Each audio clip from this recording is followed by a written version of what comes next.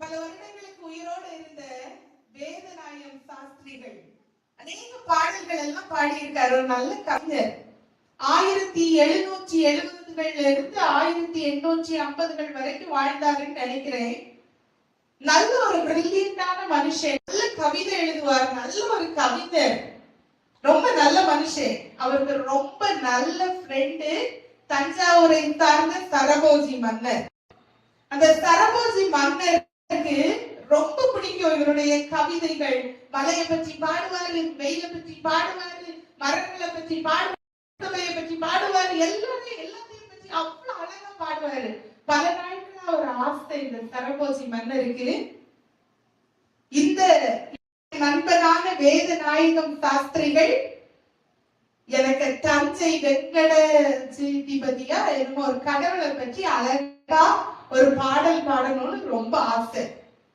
மற்றவர்களை கூட அவர் அமைச்சரவையில சொல்லுவாரு, அமைச்சர்கள் தெரிஞ்சவங்கன்னு.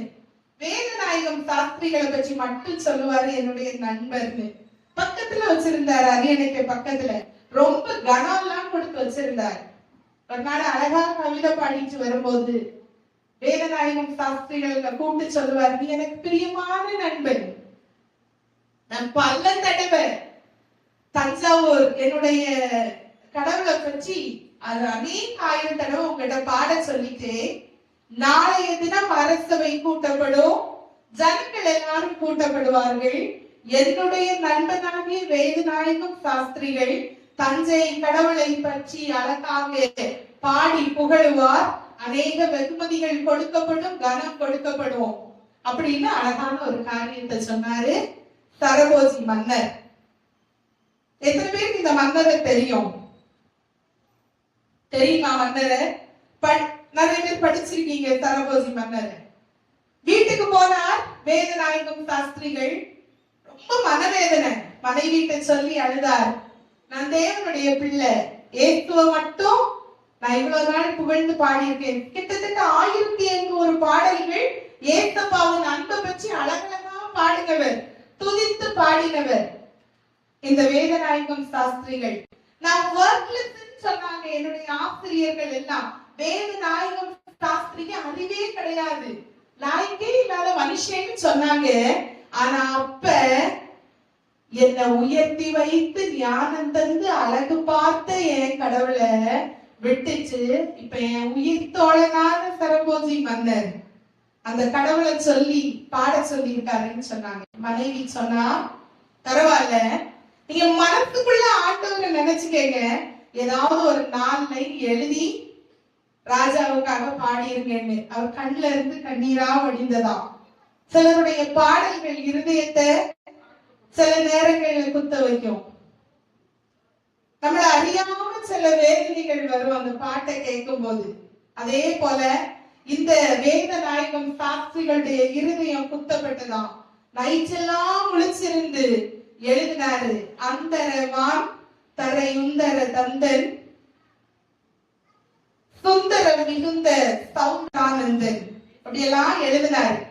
எழுதிக்கிட்டு வந்தாரு. காலையில அரசவை கூட்டப்பட்டது, ஜனங்கள் கூட்டப்பட்டாங்க, எல்லாரும் கூட்டப்பட்டாங்க. ராஜா சொன்னாரு, என் கடவுளை போற்றி பாடுறதுக்கு வேதநாயகம் சாஸ்திரிகள் வந்திருக்காங்க.